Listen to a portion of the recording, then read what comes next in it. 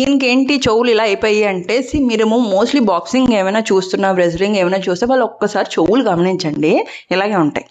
ఎందుకంటే టప యాక్సిడెంటల్గా చెవుల మీద తైలేస్తూ ఉంటుంది. ఫస్ట్ ఫేస్ మీదే కదా తైలేది, ఫేస్ మీద ఏంటంటే మోస్ట్ కామన్ ముక్కు, చెవులు అవే అయిపోతూ ఉంటాయి.